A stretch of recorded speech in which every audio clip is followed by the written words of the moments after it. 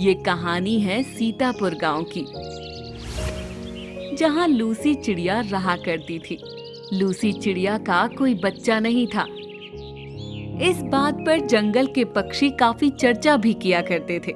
मुनमुन चिड़िया नटखट बंदर से बात करते हुए कहती है, नटखट बंदर, देखना लूसी चिड़िया बेचारी इतनी दुखी है, इसको एक भी बच्चा नहीं हो रहा, ये बेचारी बांझ ही है। तुम तो जानती हो मुनमुन चिड़िया, लूसी चिड़िया माँ नहीं बन सकती। बार बार उसके साथ कुछ ना कुछ हादसा हो ही जाता है। दूसरी तरफ लूसी चिड़िया अपने पति से कहती है, सुनिए जी, मैं भी दूसरी चिड़िया की तरह माँ बनना चाहती हूँ। मेरा भी मन करता है कोई मुझे माँ पुकारे, मुझे ममता का सुख मिले। मैं जानता हूँ लूसी, लेकिन हम कर भी क्या सकते हैं। हम दोनों ने कितनी कोशिश की, इतने डॉक्टरों से इलाज करवाया, लेकिन कुछ हासिल नहीं हुआ। अजी आपको सही लगे तो क्यों ना हम एक बच्चा गोद ले लें? क्या बच्चा गोद ले ले? तुम पागल हो गई हो क्या लूसी? किसी और के खून को मैं अपना नाम नहीं दूंगा।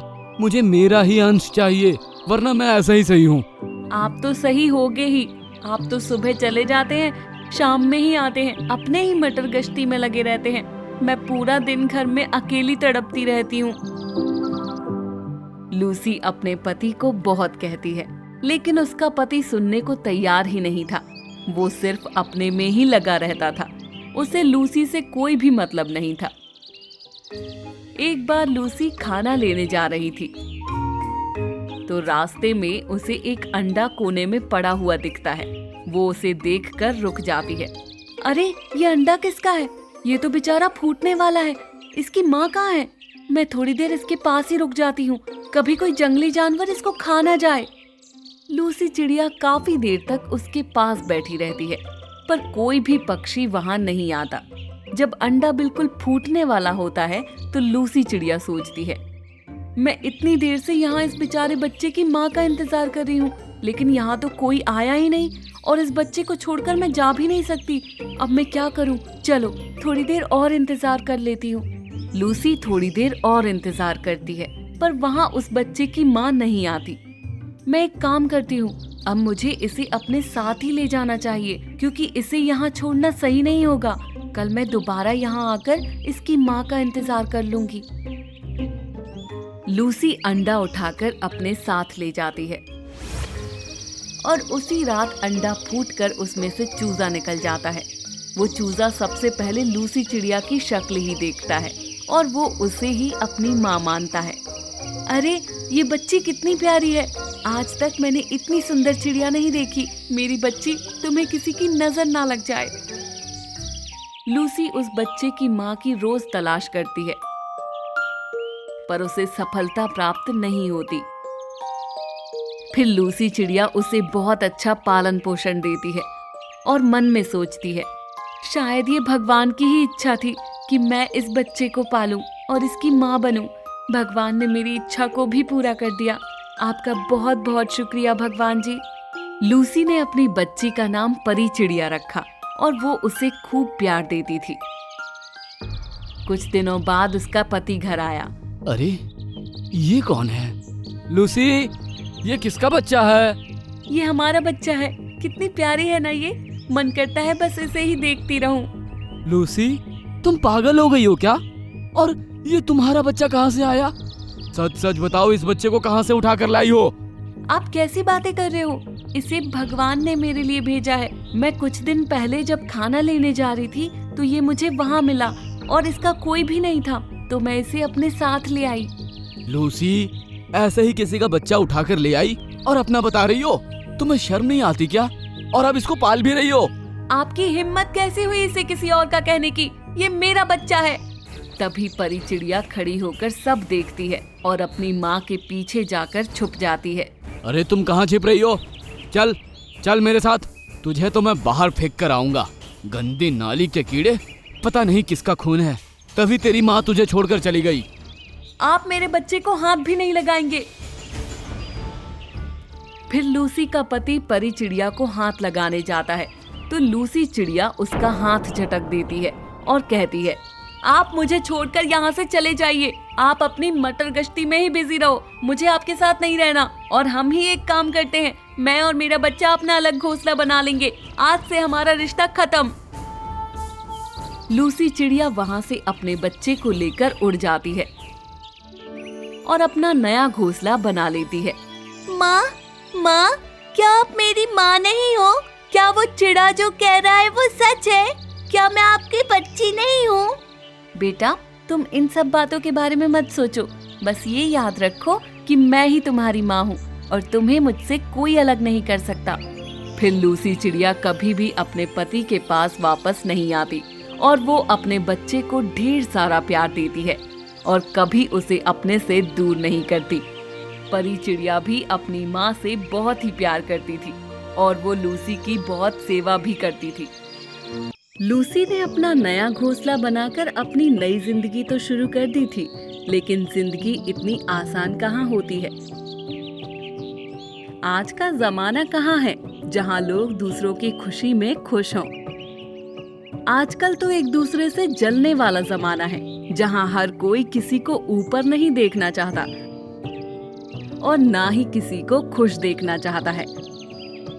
लूसी के साथ भी ऐसा ही होने लगा।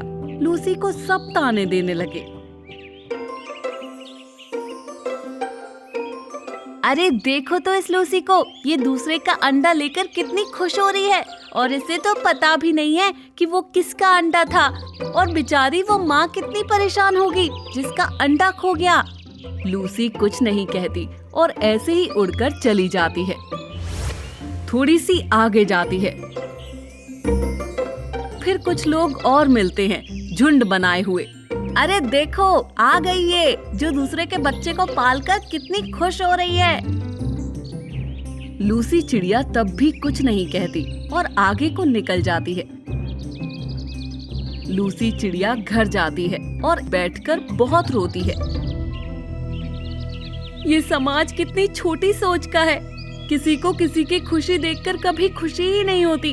देखो इन सबको कैसे मेरे बारे में बातें बना रहे हैं, पर मैं किसी की नहीं सुनूंगी। मैं तो खुश हूँ अपने बच्चे से और लोगों का काम ही है बातें बनाना। तभी वहाँ नटखट बंदर आता है। अरे लूसी, सुना है तुमने किसी और के अंडे को पाला है? वैसे तो देखो पूरे जंगल में इस बात की चर्चा है और लोग तुम्हारा मजाक बना रहे हैं, पर मुझे तुम सही लगी। क्या तुम सच बोल रहे हो नटखट बंदर? क्या तुम औरों की तरह मेरे विरुद्ध नहीं हो? नहीं लूसी चिड़िया, मुझे लगता है तुमने सही किया है। जन्म देने से बड़ा पालने वाला होता है और माँ की ममता बड़ी होती है, ना कि सगी और पालने वाली माँ। थैंक यू नटखट बंदर, तुम्हारी बातों से मुझे शक्ति मिली है और मैं ये सुनकर बहुत ही खुश हो गई।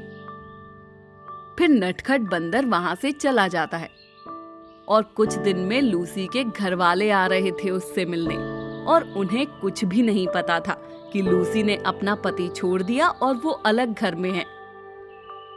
अरे लूसी मेरी बच्ची, कैसी है तू? आजकल इतनी बिजी हो गई है कि अपने माता पिता से मिलने तक नहीं आती। माँ मैं तो बहुत अच्छी हूँ, आप बताइए आप कैसी हैं? बस माँ समय नहीं मिलता, घर के काम में ही व्यस्त रहती हूँ। वैसे पापा आप इतने पतले कैसे हो गए? कुछ खाते पीते नहीं है क्या? मैं ठीक हूँ बेटा, बस थोड़ा बहुत बीमार रहता हूँ, इसलिए थोड़ा पतला हो गया हूँ। मगर बेटा तू किसके घर में रह रही है और दामाद जी कहाँ हैं? कहीं बाहर गए हैं क्या? मम्मी वो मैंने अपना अलग घर बना लिया है।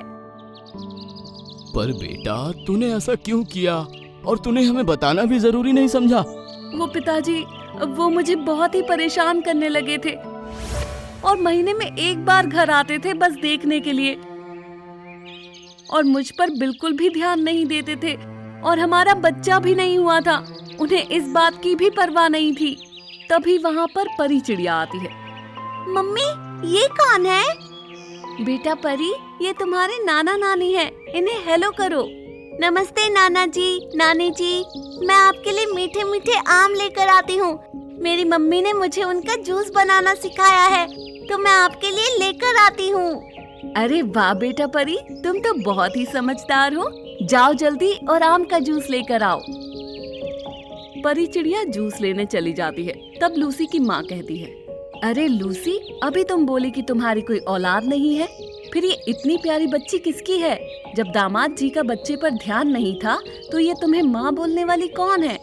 मम्मी, मुझे एक अंडा रास्ते में मिला था और ऐसे ही पड़ा हुआ था और इसे कोई नहीं ले जा रहा था, तो मैंने सोचा मैं ही इसकी माँ बनकर इसे पाल लूं। तब से मैं ही इसे पाल रही हूँ। बेटा लूसी, ये तूने सही नहीं किया। किसी और के बच्चे को तू कैसे पाल सकती है? ये किसी और का खून है और तू जानती नहीं कि तूने ये करके कितनी बड़ी गलती करी है। बेटा, अगर इसकी माँ तुझे मिल गई तो तुझे कितना दुख होगा इसको छोड़ने में, और अगर वो परी को तुझसे छीन कर ले गई तो तू क्या करेगी? मम्मी, आप भी औरों की तरह ही बोल रही हैं। सब लोग यही कह रहे हैं, लेकिन मैंने इसे पाला है और अब मैं ही इसकी माँ हूँ। पर मेरी बच्ची, तेरे पिता सही कह रहे हैं। अगर इसकी असली माँ वापस आ गई तो तू क्या करेगी? अगर इसकी अब असली माँ भी आएगी तो मैं इसे कहीं जाने नहीं दूंगी, क्योंकि परी मेरी बेटी है। भले ही मेरे कोख से नहीं हुई हो, लेकिन मैंने इसे पाला है। इसे मैं किसी को नहीं दूंगी। बेटा, मैं हर मुसीबत में तेरे साथ हूँ, बस तुम मुझे हर चीज समय पर बताती रहना, और कोई भी दिक्कत आए डरना मत। तेरी मम्मी और पापा तेरे साथ हैं। मम्मी पापा, आपका बहुत बहुत शुक्रिया। मुझे तो लगा था कि मुझे ये जिंदगी की लड़ाई अकेले ही लड़नी पड़ेगी, पर आज आपका साथ मिलकर मैं बहुत खुश हूँ। नहीं बेटा, भले ही हम तुझे कितना भी डांट ले, लेकिन हम हमेशा तेरे साथ ही रहेंगे। और फिर लूसी के माता पिता कुछ समय के बाद चले जाते हैं। अब तक आपने देखा, लूसी की मम्मी की बात सच हो ही गई और परी की माँ रानी चिड़िया परी को ढूंढते हुए लूसी के घर आ गई। अब आगे, और जैसा सब कहते हैं वैसा हो जाता है और परी चिड़िया की माँ आ जाती है। ये मेरी बच्ची है, इसे मुझे वापस दे दो। नहीं, तुम इसे छोड़कर चली गई थी। ये मेरी बच्ची है। इसे मैंने जन्म दिया है, पर इस पर तुम्हारा कोई हक नहीं है। नहीं, सिर्फ पैदा करना ही सब कुछ नहीं होता। तुम तो परी को पेड़ पर छोड़कर चली गई थी, और जब ये अंडे में से निकली इसने मेरी शक्ल देखी थी, इसलिए ये मुझे माँ मानती है और अब मैं ही इसकी माँ हूँ। और तुम ऐसे ही परी को नहीं ले जा सकती। तुम कुछ भी कर लो, ये तो मेरी ही बेटी है और मैं इसे हासिल करके रहूंगी।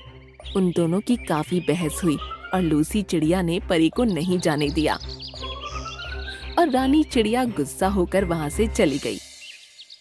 अपने घर में जाकर वो बोली, कुछ तो करना ही होगा अपनी बेटी को पाने के लिए।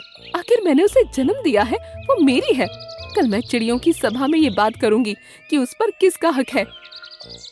रानी चिड़िया एक सभा बुलाती है और सारा मुद्दा राजा तोते के सामने रख देती है। राजा जी, परी मेरी बेटी है, मैंने उसे जन्म दिया है, तो क्या एक माँ को अपनी बेटी के साथ रहने का हक नहीं है? हक?